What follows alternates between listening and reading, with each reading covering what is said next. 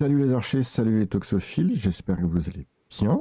Aujourd'hui, émission un peu spéciale, on n'est pas en live, d'où le fait que je vous ai pas dit salut au chat. Donc, vous retrouvez l'émission comme d'habitude à 21h, le troisième jeudi de chaque mois. Salut Laurie, ça va? Bonjour, ça va et toi? Ça va. Salut Steph, ça va? Salut, ça va? Ça va. Monsieur Morgane Bondon, salut. Oh, j'aime le titre, monsieur. Ça me fait tellement plaisir. Je Salut fais, Mathieu. je fais Bonjour. ça avec tous mes invités. Je leur dis salut, je donne leur nom. Pour ceux qui ne te connaissent pas, tu travailles et tu es propriétaire, dirigeant, PDG de Montblanc Archerie, Ouais, juste gérant, ça me va comme titre. juste Ouais. gérant, Je suis le gérant et créateur de mon blancherie, ouais, tout à fait. c'est déjà pas mal. Tu es coach, tu es entraîneur, tu es archer poulie, tu es pro staff Hoyt, comme on le voit sur ton suite. Voilà. Non, mais bouge pas, on voit très bien, Oui, y a oui. pas de souci. Je précise à tout le monde ça que ni Montblanc ni Hoyt ne nous sponsorisent. Après, s'ils nous écoutent, on cherche des sponsors, il n'y a aucun souci. Donc, À voilà. l'occasion, ce serait ton nom. Est-ce que j'ai oublié quelque chose dans la présentation, Morgane? Non, ça me va tout bien. Ça te va tout bien? Ouais. Je suis là en tant qu'archer et puis un petit peu avec mon expérience de vieux tireur. Et pas du tout en tant que vendeur ou quoi que ce soit ou pour représenter les marques. Là, c'est juste parce qu'aujourd'hui, il fait froid en Haute-Savoie et que j'ai un pull, mais voilà. Pas de souci.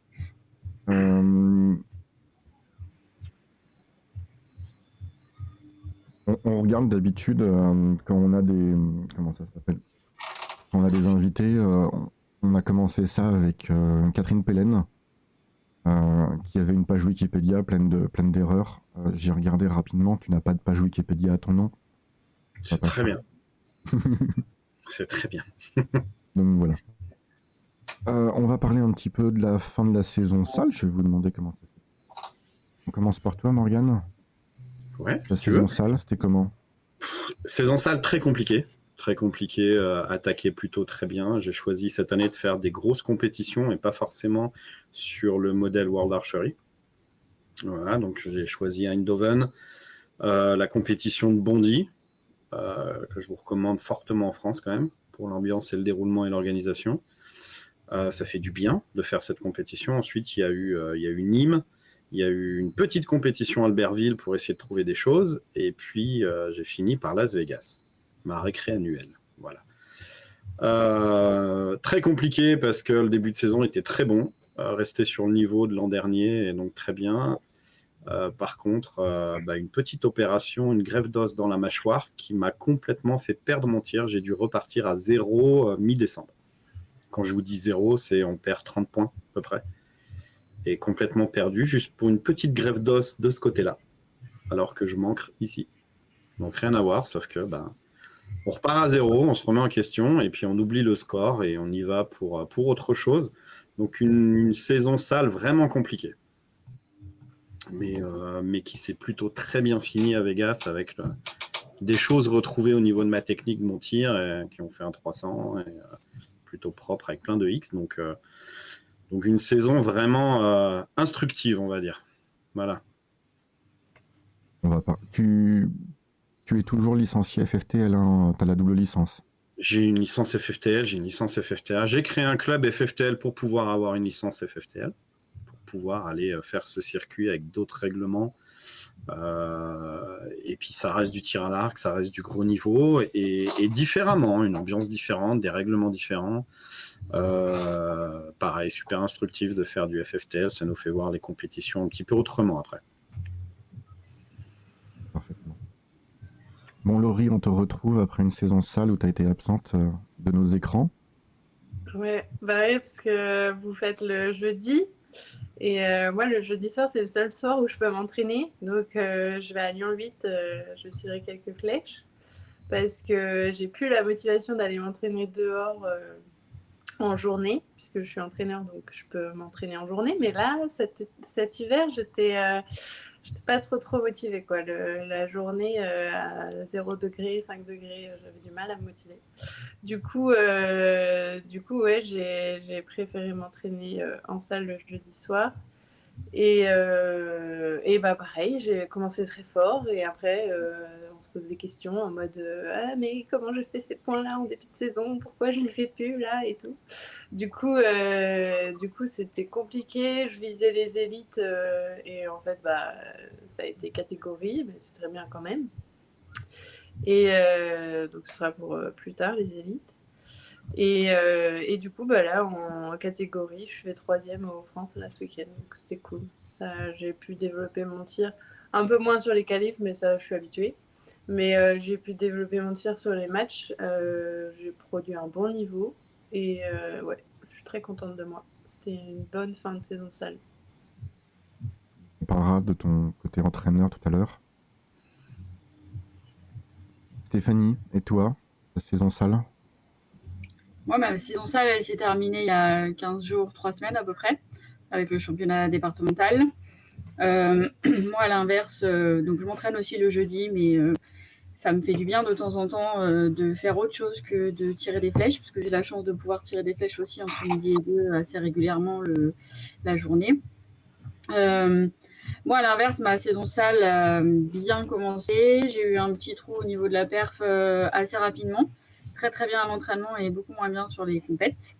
Et en fait, j'ai perfé sur la fin de la saison où j'ai battu mon record salle, donc plutôt contente. Et je suis pas allée aux France parce que pour la première fois de ma vie, je me suis pas préinscrite aux France en me disant on sait jamais, ça peut passer. Et en fait, ça aurait pu passer. Donc j'y suis allée en tant que coach et c'était aussi très très bien. Un petit peu frustrée de ne pas avoir l'arc et du coup, je suis motivée pour la saison salle prochaine. Alors, on va beaucoup parler, dans la 3e partie, on parlera beaucoup de la préparation sur la saison extérieure. J'espère que vous êtes motivés tous les 3 par l'extérieur. Ouais. Carrément. On va se faire un petit quiz news. Alors forcément, je vais vous poser les questions à vous 3.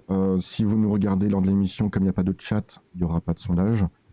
Mettez en fait les résultats et les réponses que vous pensez avoir bonnes. Et puis mettez-nous aussi dans les commentaires combien de bonnes réponses vous avez. Voilà. Alors, j'ai fait une petite recherche. On va parler de la saison extérieure. Et je voulais vous poser la question. J'ai cherché sur le calendrier FFTL et FFTA. Quelle est la date de la première compétition extérieure en 2023? Est-ce que c'est... Toute discipline confondue? Discipline extérieure. Je crois qu'il y en a un campagne à Nantes ce week-end. Alors, je vais te proposer 4 dates. Ah, pardon. Et vous allez me dire si vous savez ou pas. Est-ce que c'est le 8 janvier? Est-ce que c'est le 29 janvier? Le 19 février ou le 26 février? Alors vas-y Laurie. Vu que je te casse tout en fait dans ton truc. Ah mais du coup ça doit être... moi je vais dire... Ouais, c'est tôt quand même. 26 février? T'as dit 24, 26? J'ai dit 8 janvier, 29 janvier, 19 février ou 26 février. 26 février. Les autres c'est trop tôt. Ok. Morgane, est-ce que tu sais? Je sais absolument pas, mais comme ça, je te dirais le 8 janvier. Il y a bien des passionnés qui sont assez fous pour aller tirer dehors, comme il y en a qui vont se baigner au 1er janvier. Donc j'ai envie de te dire le premier dimanche de janvier. Et Stéphanie? Moi, j'aurais plutôt dit fin janvier, parce que je pense un peu comme Morgane, mais en attendant la fin du mois quand même. 29 janvier pour toi? Ouais. Ok. Et c'est Morgane qui a raison. C'est 8 janvier. C'est un tir nature qui a lieu à Agde, dans l'Hérault, dans le 34. Et pour information, en fait, la saison nature FFTA commence en fait dès 2022 en fait. Je suis remonté jusqu'en novembre 2022. Il y a déjà en fait des concours nature. En fait, les mecs en nature, ils s'arrêtent pas. Les filles en nature ne s'arrêtent pas non plus, mais voilà. Tout l'hiver, ils tirent dehors. Voilà. Okay. Et en FFTL, de mémoire, c'est en janvier, le premier concours extérieur. En 2023, je parle bien. Ouais. Donc, voilà. Après, dans le sud, à la limite, ça peut peut-être se comprendre parce qu'il doit faire à peu près bon, mais dans certaines parties de la France, au mois de janvier, ça va pas être évident de faire une compète dehors quand même. Alors, vu qu'on enregistre et que c'est la première fois que j'enregistre l'émission, je vous partagerai pas une carte pour vous montrer où est Agde, mais regardez sur une carte où c'est. D'accord. L'Hérault, pour moi, c'est dans le sud, hein, donc oui, je vois mal un tir nature en fait à Lille ou à Tourcoing le 8 janvier. Ouais. Et puis il part par là, je pense. On va Mais pas leur c'est- donner des idées. Ils sont capables. Deuxième question. On a parlé beaucoup du championnat de France jeune qui a eu lieu à Vendée Space, le nom de la salle. Et en fait, d'habitude, on donne le nom de la ville. Donc, est-ce que vous avez le nom de la ville? Donc, c'est forcément en Vendée. Oui. Est-ce que c'est La Roche-sur-Yon? Est-ce que c'est Chaland? Est-ce que c'est Mouilleron-le-Captif? Ou est-ce que c'est Esnay? Allez, on commence par Stéphanie, qui est en train de regarder sa carte de la Vendée derrière elle. Ouais, c'est là, non, c'est là l'héros. C'est là l'héros, je voulais savoir où c'était. La Roche-sur-Yon. Morgane, Je ne sais absolument pas. Je sais pas. au pif, là, comme ça, sur les 4 noms que je t'ai donnés. Tu me dis quoi? Pardon? Je t'ai dit La Roche-sur-Yon, Chaland, Mouilleron-le-Captif ou Esnay. Ouais, Mourion le captif. Ça semble tellement improbable que ça sonne bien, allez. Mais je sais absolument pas. Et toi, Laurie? Oui, c'était un Mouilleron le captif. Ok, bah oui. Laurie, c'est Mouilleron. Donc 2 points pour Morgane, 1 point pour Laurie et pas de point pour Stéphanie. Voilà. Il faut que j'ai un peu plus. Et troisième question, alors en off, Morgane m'a pété ma question, mais je vais quand même la poser. Où aura lieu le championnat de France campagne individuelle? Est-ce que c'est à Bourg-Saint-Maurice? Est-ce que c'est à l'Union? Est-ce que c'est à Montfermeil? Ou est-ce que c'est à Lens-en-Vercors? Donc Morgane, tu répondras en dernier, je laisse répondre les filles d'abord. Laurie, toi qui fais des je campagnes. le sais aussi, vous me l'avez dit. Elle a entendu, Laurie. Donc, T'as entendu, Oui. Laurie? Oui, je ne peux pas répondre à cette question. Bon, Stéphanie, vas-y, réponds. Tu peux me redonner les noms, s'il te plaît? Pour Saint-Maurice, l'Union, Montfermeil ou Lens-en-Vercors? Montfermeil, troisième. Laurie? C'est la 4e Lens-en-Vercors. c'est ça. C'est ça. Alors, Et pour c'est information... Ça sera la deuxième fois en Isère. Et il y aura encore l'année prochaine en Isère, à un lieu différent, parce que le CD isérois, le CD 38, a signé pour 3 ans de championnat de France, en fait. Voilà. Et à Bourg-Saint-Maurice, ça sera le championnat de France 3D cette année, si je dis pas de bêtises. Exactement. L'Union, c'est le campagne par équipe.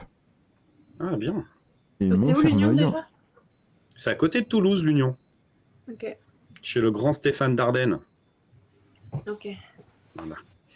et Montfermeil, c'est le championnat de France Beursault. Voilà. Ok. Je me suis dit que prendre 4 lieux, autant prendre 4 lieux sur le calendrier extérieur. Bah ouais, c'est chouette. Donc voilà le principe du quiz news, Morgane, que vous ne connaissez pas. On attaque le débat. Il nous reste 35 minutes pour débattre. La question, c'est comment je prépare ma saison extérieure. Est-ce que l'un d'entre vous veut commencer à donner des conseils Est-ce qu'il y a des conseils un peu plus si on est classique, barbeau? Est-ce qu'on fait du parcours, du TAE? Excusez-moi, j'ai failli faire un lapsus. Non, Fita, je refuse.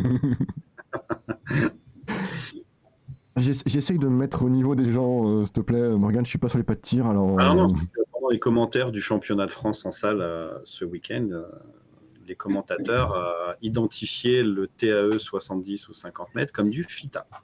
D'accord. Ils l'ont cité en FITA tout le week-end, donc je me dis que le TAE ne rentre pas dans les mentalités encore. Mais c'est la même chose. Oui, complètement. Non, mais je disais TAE... Dans Lausanne et de l'ancienne FITA, le FITA me parle beaucoup plus en fait. Voilà. Pas de souci. Je parlais TAE, c'était surtout 50, enfin, ex-fédéral et ex-FITA, Beursault. Est-ce qu'on fait du parcours? Donc c'est campagne nature 3D. Voilà. Donc je vous laisse la parole parce que vous êtes bien mieux placé que moi pour ça. Qui veut commencer? Vous battez pas, hein, surtout. Moi, ça ne me dérange pas de commencer. Allez, vas-y, Déjà, Stéphane. sa saison extérieure, ça commence en salle. Ça commence avec, quand on a fini les compètes salles, commencer à travailler l'angle des longues distances pour rester sur, alors qu'on soit fieldiste ou TAE, on va pas travailler l'angle de la même manière. Mais voilà, travailler un petit peu l'angle, remettre un petit peu d'axe vertical, préparer éventuellement aussi la notion de physique pour l'augmentation de la puissance, puisque certains n'ont peut-être pas encore la puissance nécessaire pour passer à l'extérieur. Donc déjà, la saison extérieure, elle va se préparer sur la fin de la saison salle. Surtout que la plupart du temps, les clubs attendent quand même le changement d'heure pour commencer à sortir, puisqu'il fait nuit tôt, tous les terrains ne sont pas équipés de lumière, donc ça laisse ça laisse du temps en salle qu'on va utiliser pour préparer cette saison extérieure en reculant progressivement. Certaines salles peuvent aller jusqu'à 40 mètres, voire un peu plus, donc ça c'est déjà pratique. Et du coup, adapter le matériel et augmenter la puissance, donc renforcer le physique. Et puis après, c'est le moment aussi où il va falloir commencer à parler avec l'entraîneur des objectifs, des compétitions que l'archer envisage de faire, de comment on va justement structurer cette saison, quel est l'objectif final et par quelle compétition de préparation ou de test on va passer pour que l'entraîneur puisse planifier un petit peu l'organisation de cette saison extérieure déjà. Je ne sais pas ce que les autres en pensent. Ouais, carrément. Après, bien s'assurer que l'objectif, on peut y aller. Enfin, je veux dire, il y a beaucoup d'archers, ils sont pas forcément au courant du planning familial ou quoi, des vacances, des grandes vacances. Et moi, le nombre d'archers qui me disent oui, je suis motivée, j'ai mon objectif et tout. Et au dernier moment, qui me disent ah bah non, mais je suis pas là, je pars en vacances, je pars en week-end et tout. Donc, bien être au clair avec son entraîneur et avec sa famille sur est-ce qu'on est là pour l'objectif tout simplement. Parce que c'est con de faire des compètes de prépa, faire du physique, augmenter la puissance et tout. Si au final, on peut pas finir sa saison comme on le voulait, quoi. Donc ça, par rapport juste au fait que ce soit des compètes pendant les grandes vacances, faire gaffe si on est là ou pas, tout simplement. Pas mal. Morgane? Moi, c'est un petit peu différent parce qu'en Arcapouli, on est obligé d'attendre vraiment d'aller dehors. On ne peut pas, pendant la saison salle, commencer à préparer l'extérieur, si ce n'est sur le volume de flèches. À se dire, on va tirer, si on fait du tir à plat dehors, on va tirer des volets de 6. Donc, on va faire un petit peu de volume à ce moment-là. Parce que l'équipement, on a quand même pas mal de choses à faire dessus. Sur l'arc, on ne va pas tirer les mêmes flèches. Alors, pour ceux qui ont la chance ou qui se la donnent d'avoir 2 arcs, c'est facile. Ouais, c'est pas toujours simple financièrement d'avoir 2 arcs. J'ai 2 arcs, mais ils prennent la poussière tous les 2. Hein. Ouais, après, on va pas partir sur ce débat parce que je pense que là, le calendrier, il est compliqué pour moi aussi. Non, c'est sur le matériel, on va pas tirer la même chose. Et puis, commencer à tirer à 18 mètres dans les salles qui n'ont pas forcément beaucoup de recul avec les flèches extérieures en poulie, c'est suicidaire pour le bien-être des flèches, quoi. Donc, il y a plein de choses. On va changer la hauteur de la visette parce qu'un viseur tout en haut à 18 mètres et puis un viseur calé à 50 mètres pour ceux qui se font du tir à plat ou variable en campagne.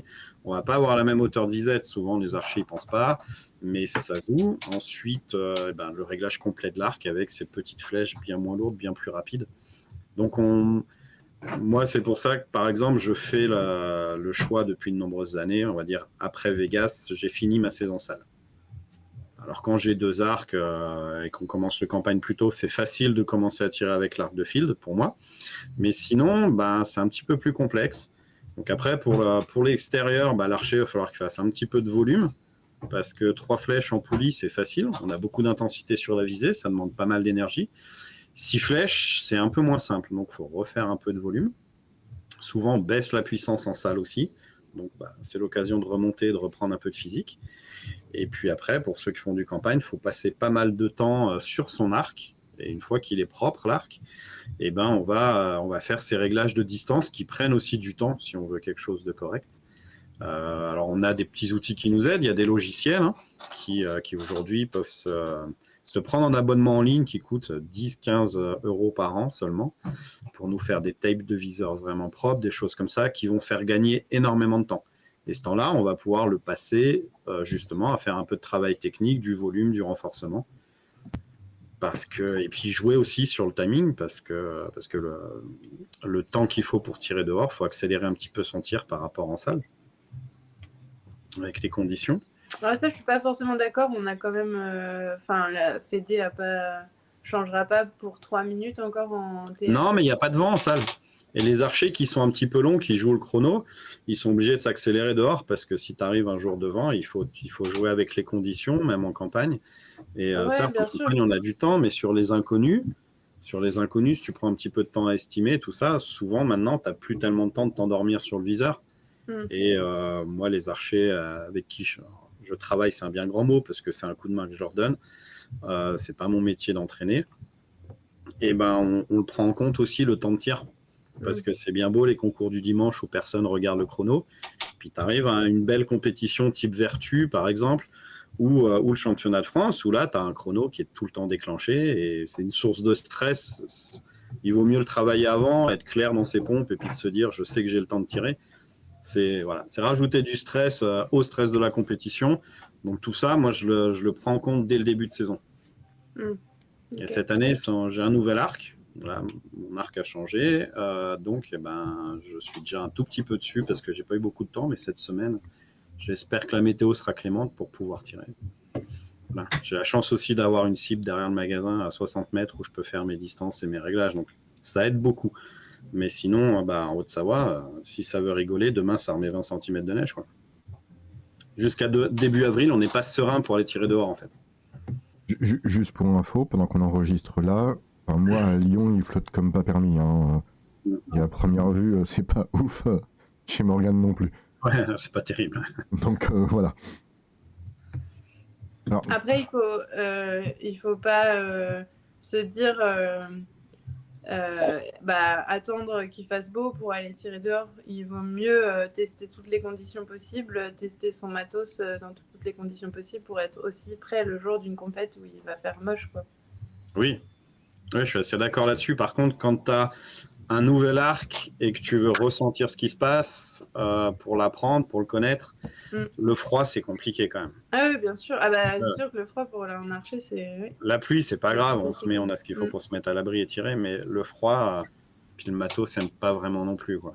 Donc, tirer 60 livres à froid dehors, musculairement, c'est pas génial, quoi. Faut bien s'échauffer, ça, c'est sûr.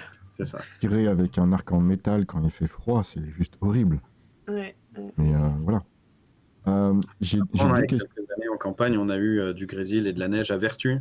Début, c'était exceptionnel, c'est une seule fois, mais début mai, il a neigé en Champagne. Donc, il faut savoir le gérer aussi, effectivement. Question. Moi, c'est quelque chose que je faisais. Je pense que je vais avoir une réponse de la part de vous trois qui va être la même. On finit la saison sale. Est-ce qu'on change son cordage pour un poulie? Est-ce qu'on change sa corde pour un barbeau ou pour un classique? Quel est votre avis là-dessus? Moi, perso, je le change en début de saison sale et il fait toute l'année. Moi, ça dépend du type de public et d'archer que j'ai en face de moi. Ceux qui vont s'entraîner le plus souvent, c'est-à-dire au moins 3 fois par semaine, je leur fais changer leur corde en début de saison sale et début de saison extérieure. Après, pour les autres, ils font, là, en général, la corde fait, pour un classique, la corde fait toute la saison. Ok. Et toi, Morgane, qu'est-ce que t'en penses? En fait, tout dépend de l'objectif de l'archer. Si son objectif, c'est plutôt la saison extérieure, comme beaucoup sont ici, et la salle, c'est juste histoire d'entretenir ça, on le change plutôt là au printemps. Fin de saison sale et on repart nickel sur une saison extérieure. Après, moi, mon cas perso, tout dépend du volume que je vais faire. Je ne suis pas un grand fan de l'entraînement, donc je ne fais pas énormément de volume dans l'année. Là, cette année, j'ai été obligé. pour retrouver le tir et chercher des choses. Donc le câblage neuf qui a été mis au mois d'octobre ou septembre sur le Stratos, et bah, là il était cuit. Il était cuit complet, il pluchait et puis là recommençait à vibrer. Donc j'en ai remis un neuf dessus au retour de Vegas. Et là je fais 2-3 tests avec et c'est vrai que ça change beaucoup.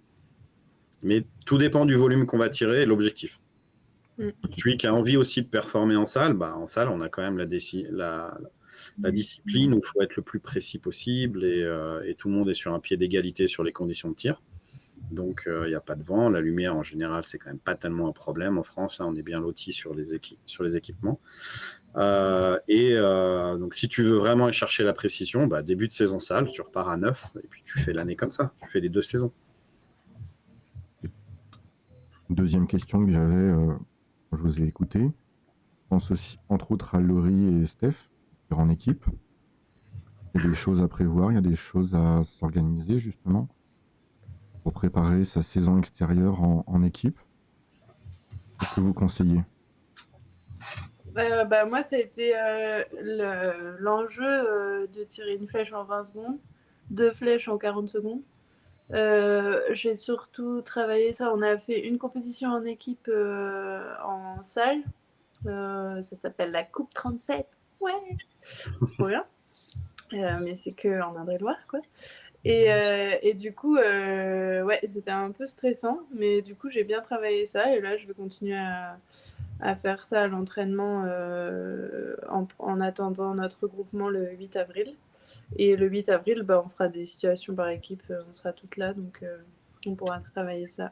Mais après, ce sera pour le jour J, pour la première D1, ce sera l'heure de vérité, quoi. Tu n'entraînes pas d'équipe, toi, aujourd'hui? Si, mais c'est un peu... comment dire? Ils sont pas tous là au même moment. Donc, et comme disait Stéphanie, le temps que les clubs sortent, qu'on puisse tirer le soir, tous les clubs que j'entraîne, il n'y a pas de lumière, à part Dardy. Dardy, ils ont des lumières dehors, donc eux, on va pouvoir s'entraîner. Mais le temps que ça se mette en route, je vais continuer à les entraîner en individuel et faire, comme je fais pour moi, être capable de tirer 2 flèches en 40 secondes. Et voilà, rester simple. Alors, je continue avec Laurie, mais je passerai aux autres après. Toi, tu as un regroupement au mois d'avril avec ton équipe, c'est ton entraîneur qui te l'impose, c'est vous entre filles, vous vous dites on se retrouve à tel moment. Est-ce que toi, tu imposes à tes équipes que tu entraînes des dates où tu t'organises avec eux pour qu'ils soient ensemble avant la première compète ou choses comme ça? Comment tu prépares une compétition? Enfin, une saison en fait, équipe? Ouais, pour Saint-Avertin, c'est des dates vivement conseillées par le club et du coup par l'entraîneur. Et on essaye au maximum d'être là, surtout pour celle du 8 avril pour préparer la D1. Mais on les a à peu près toutes faites, toutes les 4. On en a déjà eu 2. Et pour mes équipes, comme je disais, c'est un peu en fonction du planning de chacun, la famille, le boulot, et c'est pas de la D1, c'est au maximum des RE et des RH ou challenge. Du coup, les objectifs sont un petit peu moins, un petit peu moins importants. Enfin, sauf si c'est quand même important la DRE.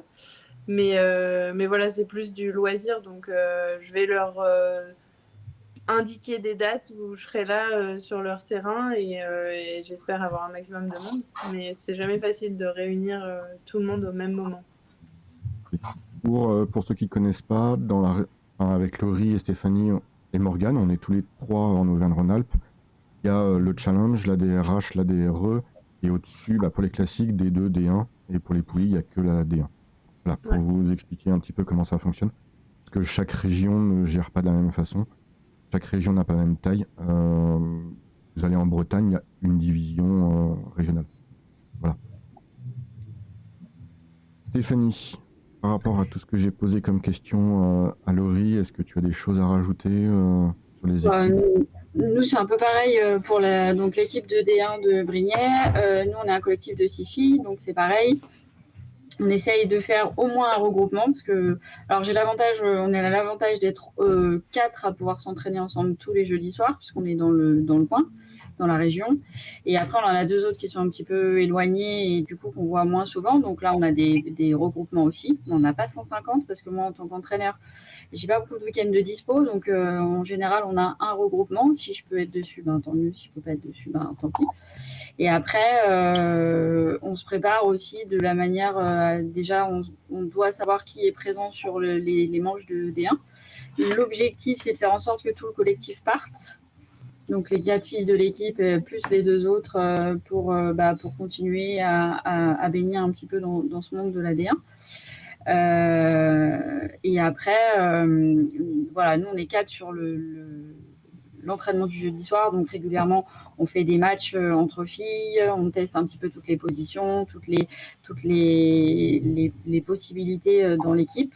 On a l'avantage d'avoir un groupe d'entraînement où il y a pas mal de monde, donc on peut matcher contre d'autres équipes, même s'ils ne sont pas au niveau D1, ça reste quand même des matchs en général qui mettent un petit peu la pression.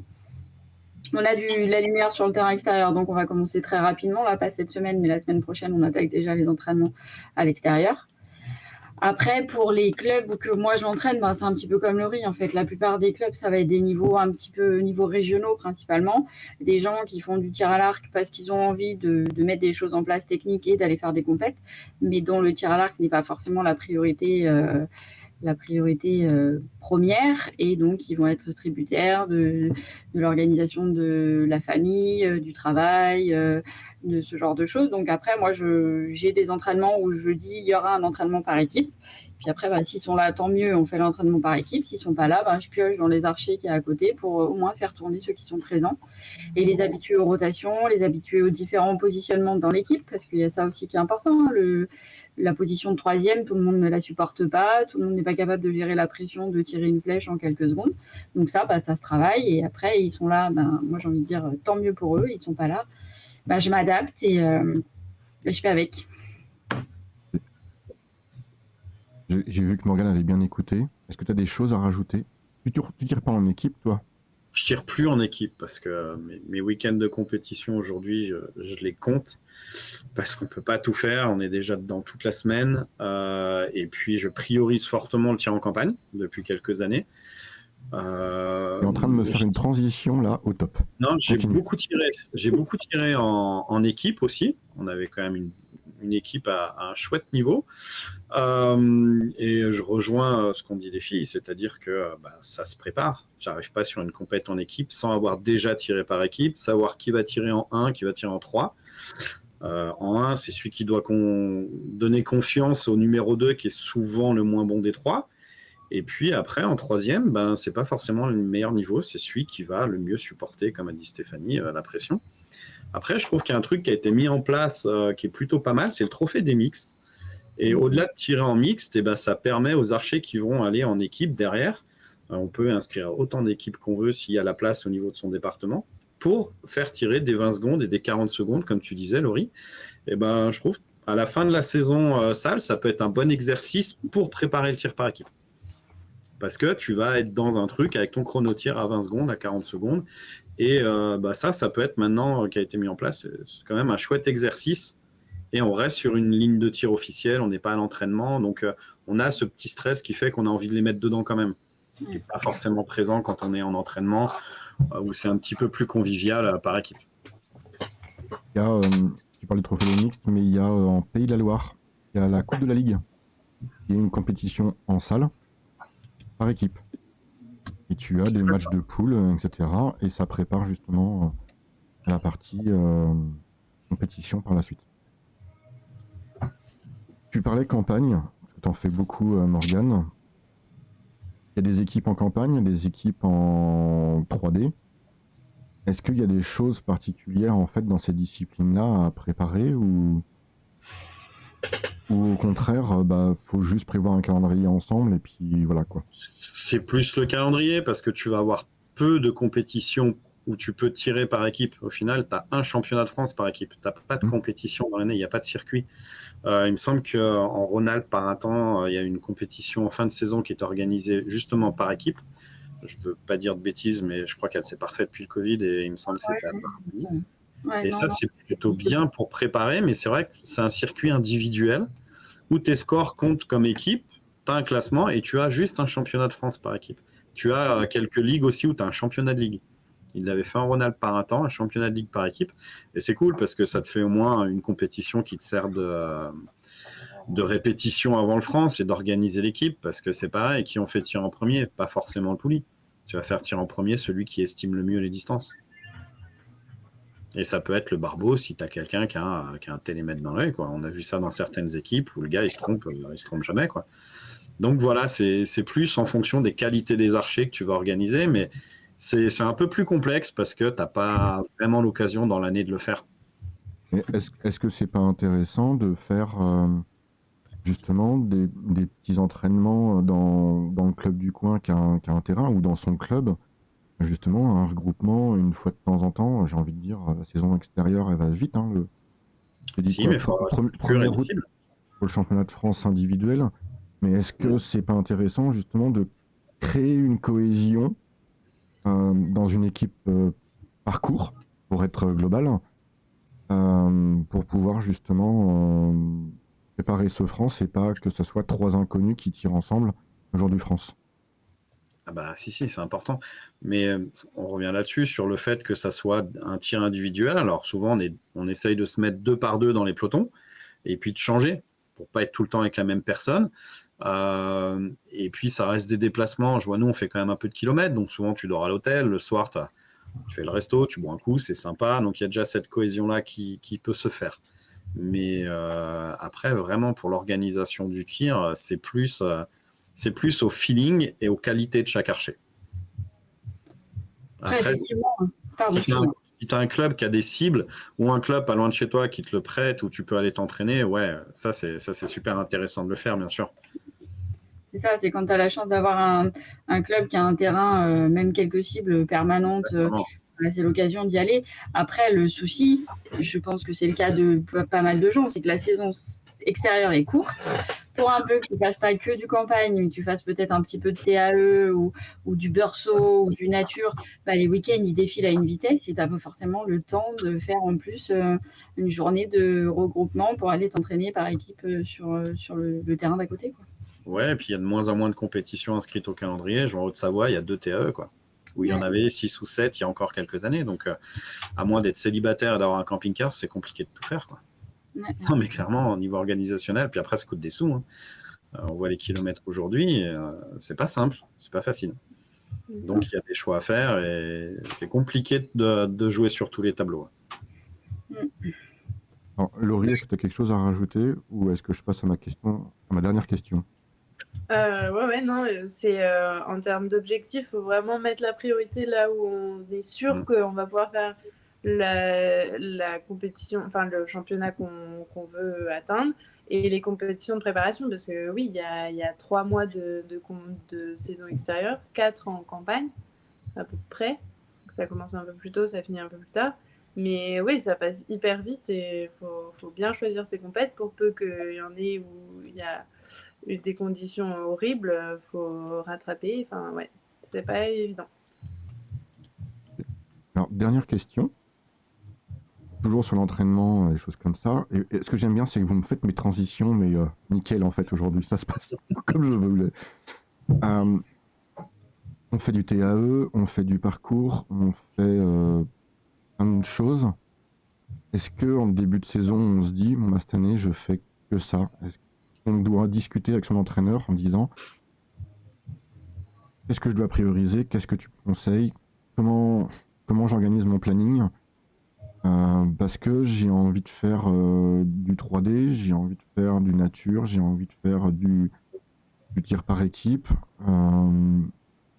Est-ce que vous conseillez justement un échange avec votre conjoint, avec votre entraîneur, avec toutes ces personnes-là qui font que faut faire un choix? Et comment vous pouvez aider justement les gens qui ont envie de tout faire, mais clairement c'est pas possible? Vas-y, Laurie. Tu lui mets le calendrier devant. C'est ça. Et tu lui dis, bon là t'as ça, tu ne pourras pas tout faire, il faut faire des choix. Non, mais le calendrier, tu le vois vite. Hein. Oui. Mais comment tu aides un archer qui te dit je veux tout faire? Est-ce Il que faut tu... discuter avec lui, en fait. Bah, tu lui fais faire un calendrier sur Excel avec plusieurs colonnes, chaque discipline. Puis après, tu lui expliques qu'il n'est pas magicien, qu'il ne va pas se cloner et se dédoubler. Tu lui fais mettre aussi la fête des pères, la fête des mères, l'anniversaire de sa grand-mère, enfin un petit peu tout. Et puis les impératifs, il faut une colonne impératifs familiaux. Et puis après, tu es obligé de faire des choix. Hein. Ou comme je te disais, ou alors tu n'as que ça à faire, tu es rentier, tu as un camping-car, tu n'as pas de famille. Et là, ça se passe bien, tu fais un peu ce que tu veux dans la vie, mais la vraie vie, c'est pas tellement ça. Et pour tout le monde, on a tous des impératifs, hein, pro ou perso. Et clairement, après, c'est va là où tu te fais le plus plaisir. Parce que s'il y a un tir ou quand tu rentres chez toi, j'ai eu le cas il n'y a pas très longtemps avec quelqu'un que je suis depuis tout le temps, que j'ai eu tout gamin et qui est maintenant adulte, qui est papa et puis qui rentrait à chaque fois d'une compète en faisant la gueule parce que l'objectif n'était pas atteint, il s'était pas fait plaisir. Puis il s'étonnait que sa compagne ne le soutienne plus pour le tir à l'arc. Je lui dis, mais si à chaque fois qu'elle fait un truc, qu'elle rentre, elle fait la même tête que toi, est-ce que tu vas lui dire c'est bien, retourne-y? Bah non. Donc voilà, il faut faire des choix où tu reviens avec le sourire à la maison, quoi. Que tu es bien ou mal tiré, il faut coller ses objectifs et puis être content de ce que tu as fait. Alors, c'est pas toujours mon cas d'être content de ce que j'ai fait, hein, mais je me soigne, je progresse en vieillissant. Je deviens un vieil archer déjà, donc c'est pas mal. Mais ouais, le choix du plaisir avant tout, c'est là en plus où tu vas progresser. Alors, je comprends que quand tu es jeune, tu as envie de tout faire, mais c'est pas possible. C'est au détriment de la qualité de ton tir, c'est sûr. Et du plaisir que tu vas avoir en tirant. Il y a ce côté plaisir qui est certes important. Hein, de toute façon, toute pratique sportive, s'il n'y a pas de notion de plaisir, à un moment donné, effectivement, tu ne vas plus progresser. Mais quelqu'un qui, par exemple, mettons, qui prenne du plaisir, il fait du TAE 70 mètres et puis, je sais pas moi, du tir campagne et du tir nature, qui veut faire les trois, clairement, comme l'ont dit Laurie et Morgane, le planning, à un moment donné, n'est pas extensible et du coup, tu ne peux pas tout faire. Après, comment il prend la décision, s'il prend du plaisir à faire toutes les disciplines, c'est un petit peu ce que disait Laurie, quoi. Par rapport à ton classement de la saison passée, par rapport au classement des France, au score qu'il y a pu avoir, quelle est la discipline où tu peux aller chercher un championnat de France et peut-être une place sur le podium, et tu fais ton choix comme ça, en fait. Ouais, définir des objectifs, c'est ça. Est-ce que ton objectif, c'est un podium aux France, un classement national, une sélection aux France et tu seras heureux ou autre chose? Exactement. Définir déjà l'objectif de ce que tu as envie de faire. Quelque chose à rajouter? Ce qu'on vient de dire? Non. Il faut discuter avec l'entraîneur, important. Faut pas lui dire la veille de la compète, en fait, ce week-end, tu fais une compète. Faut arrêter ça. Puis l'entourage, quoi. Hein. Pas imposer des choses, parce que moi, j'ai la chance d'avoir une épouse qui me suit en compétition, qui s'y est mis, qui adore ça et qui performe plutôt pas mal. Donc, on a la chance de partager ça, cette passion-là d'eux, mais c'est pas le cas de tout le monde et on a tous des goûts différents. Et forcément, si ça devient un compromis d'aller faire une compétition, ça tiendra pas longtemps. Il faut que tu y ailles aussi avec l'esprit libéré. Si tu as déjà la pression à te dire ouais, quand je vais rentrer, ça va mal se passer parce qu'avec le conjoint ou la conjointe, je vais passer le week-end loin et ça va pas. Donc déjà, sur le pas de tir, tu n'es pas serein, c'est pas possible. Donc il faut trouver un équilibre en fait. Eh ben, merci à vous trois. Morgane, ça t'a plu? Ouais, c'était sympa. Tu sais bien que j'aime pas trop me voir ni en photo ni en vidéo, mais ça, c'était sympa. Je pars du principe qu'on est là pour discuter, pour papoter. Non, c'est chouette. Si on peut essayer de passer un tout petit peu d'expérience au niveau où on est et de donner ça, ça peut donner 2-3 clés. On a des gens d'expérience, tu vois, on en a eu quelques-uns cette saison ou la saison dernière. On a eu PJ là à Noël. On a eu Pierre Pillon le mois dernier. Bon, c'est des gens qui ont de l'expérience, qui le partagent et c'est toujours agréable. Ouais. Et voilà. Et je suis bien accompagné en général. Ils ont le haut niveau en expérience aussi et de savoir comment ça se passe, les grands déplacements et t'es jamais à la maison. Et comment ça se gère, c'est clair que c'est intéressant de discuter avec des gens comme eux. Ouais. Est-ce que tu as quelque chose à rajouter, Morgane? Ta carte blanche, tu as 2 minutes devant toi. Non, pas vraiment, là, comme ça.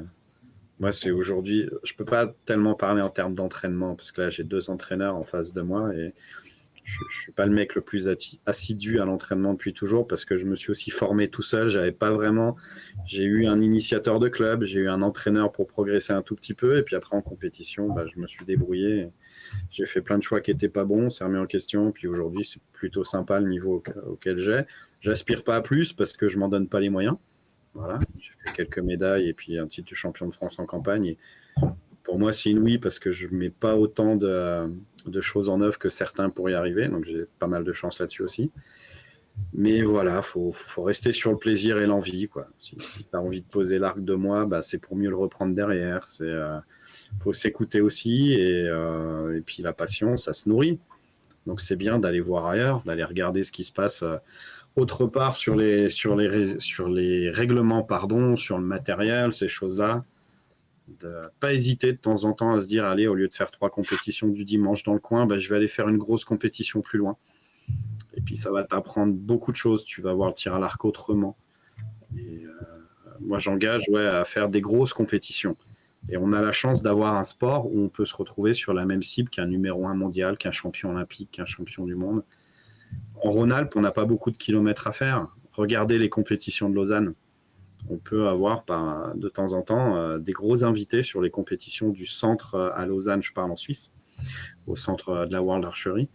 Et c'est des compétitions ouvertes qui ne coûtent pas très cher. Bondy, c'est pareil, ça ne coûte pas très cher. Je ne vais pas parler du prix de l'inscription de Nîmes parce que je n'ai pas envie de me mettre en colère aujourd'hui. Ça s'est bien passé pour l'instant. Non, c'est bien, on est bien. Et on a la chance d'avoir un sport où vraiment le top mondial, l'élite, est accessible. Puis en général, c'est quand même des gars super sympas, tellement ouverts à la discussion. Moi, mon cas perso, j'ai rencontré Mike Schlosser cette année à Eindhoven. On a discuté pendant 1 heure. C'était super cool, tellement intéressant, tellement enrichissant, quoi. Et il y a d'autres sports où l'élite, l'amateur est vraiment, vraiment séparé. Faut pas qu'on y arrive, quoi. On garde cette convivialité dans notre sport et c'est ça qui fait aussi la beauté du truc et qu'on reste passionné, quoi. C'est ce qu'on essaye de faire avec cette émission. Et partager, échanger, quel que soit notre niveau. Et, Promis, je vais regarder les podcasts et les autres émissions précédentes quand j'aurai du temps. Stéphanie, est-ce que tu as autre chose à rajouter ? Non, je trouvais ça intéressant. C'est bien qu'on ait parlé de comment préparer la saison extérieure là, pour ceux qui sont tout seuls dans leur club et qui n'ont pas la chance d'avoir ni initiateur, ni entraîneur bénévole, ni entraîneur pro. Donc non, c'était bien cool. Après, voilà, les conditions font que je n'ai pas beaucoup de temps non plus, donc je suis contente qu'on ait réussi à caler ça entre midi et 2. Et comment ? On va faire. Est-ce que tu es là jeudi soir à Brigné ? Où ça ? Est-ce que tu es à Brigné jeudi soir ? Oui, je suis à Brigné jeudi soir, oui. On se voit jeudi soir à Brigné. On va faire autre chose que du tir à l'arc, on va faire de l'archerie tag. Ouais, Morgane, on écoute tes conseils. On va s'amuser et faire autre chose. C'est bien aussi ça. C'est sympa. Si tu veux jouer, j'ai une équipe. J'ai une équipe où il manque des gens. Donc, tu veux jouer. Non, moi je vais faire des photos. Je suis désolé. Manque de courage, Mathieu. Va affronter. Alors, protection, tu crains rien, vraiment. J'ai déjà fait de l'archerie tag, je me suis bien marré, etc. Mais là, Rémi m'a appelé en me disant non, mais si t'arrives à être là jeudi soir, j'ai live. Bon, on a réussi à trouver une solution pour que je sois là. Donc voilà. Donc non, c'était cool. J'ai bien aimé. Je connaissais pas Morgane et je suis contente de l'avoir rencontré. Pareil, je vous connaissais. J'en avais beaucoup entendu parler, donc c'est un avantage de ces bars. J'ai redoré le blason, ça va. Bon, ça va. C'est moins pire que ce qu'on t'avait dit. C'est des choses positives. Et du coup, c'est un des avantages de cette émission aussi, que j'apprécie moi depuis que je suis dedans. J'en ai pas fait beaucoup, mais j'ai déjà rencontré des gens que j'avais jamais croisés et avec qui tu peux discuter effectivement de manière très simple. Et je trouve ça super enrichissant à chaque fois. Merci. Tu as même fait une émission autour d'un plateau de fromage. C'est vrai. Spécialité. Les gens qui étaient autour déjà. On essaiera de refaire ce genre d'émission en vrai, en réel. Organiser directement à la ferme chez le producteur, ici, c'est facile, il n'y a que ça. Oui, voilà. Il faut une connexion Internet quand même pour pouvoir faire le truc. Alors là, maintenant, il y a la 4G partout. Ils ont collé des antennes déguisées en sapin sur tous les plateaux, donc t'inquiète pas. Ok, ça marche. Connecter la montagne maintenant. On va trouver un sponsor, ça va être un fromager. On a bien fait un championnat de France aux Glières il y a très très longtemps, sur le plateau des Glières, donc à la ferme, en 2006. C'était vraiment magique d'ailleurs. Ok. Laurie, pour ton retour, est-ce que tu as un dernier petit mot à rajouter? Tout pareil que les autres. Et je rebondis sur ce que disait Morgane. Faites-vous plaisir, fixez-vous des objectifs à la hauteur de ce que vous désirez. Mais si vous vous fixez des objectifs assez hauts, mettez l'entraînement qu'il faut en face. Voilà. Parce qu'il y a des compétitions à prévoir, mais il y a aussi les entraînements à prévoir aussi. Voilà. Puis C'est réalisable. juste ce que je voulais rajouter. Entendu, Morgane, le conseil, il y a des entraînements à faire. Je mise tout sur le talent. Et tout le monde n'a pas ton talent. Donc, Non, alors, des facilités, pas de talent. Mais je pense que quand j'ai besoin, tu vois, cet hiver, j'ai été m'entraîner parce qu'il fallait que je trouve pourquoi j'en collais plus une dedans. Et tout ça à cause de 10 grammes d'os qu'on vient de mettre là. Et bah, tu es obligé d'aller t'entraîner. Et puis finalement, ça fait du bien aussi. Et puis là, je sais que je vais reprendre les 60 livres facilement parce que j'ai fait du volume cet hiver. Mais quand il y a besoin, j'y vais. Mais après, je suis pas le plus grand fan. Non, Non, mais voilà, mettre quand il y a faut besoin. l'admettre. Et c'est pour ça que je vais pas prétendre à un niveau bien supérieur au mien. Faut être cohérent. Si j'ai envie de jouer des sélections, des trucs, et ben, je me mets à l'entraînement. Mais voilà, faut pas dire je m'entraîne beaucoup et puis que ça soit pas le cas. C'est pas vrai. Faut être honnête. Et ben, merci à tous les trois. N'hésitez pas à vous abonner, à partager cette vidéo, à mettre des pouces, à mettre des commentaires. Si vous avez des idées d'invités, mettez-les dans les commentaires aussi. Si vous avez des questions à poser qu'on peut répondre dans des émissions, n'hésitez pas à les mettre dans les commentaires, à nous les envoyer sur Insta, sur Facebook. On répond. Voilà. Messieurs, dames, merci encore beaucoup. Merci à toi. On est plutôt pas mal au niveau délai pour Morgane qui doit repartir à 30 et 32. Ouais, voilà, ils sont en train de se garer, tu vois, au loin là-bas. Donc on est pile poil dans le temps. On est pile poil. Merci Morgane. Laurie, Stéphanie, merci beaucoup. Merci à toi. Je vous lâche et je vais arrêter l'enregistrement et on peut continuer en off le temps qui se gare. Ouais, j'ai encore 5 minutes. Allez les archers. Salut. Merci.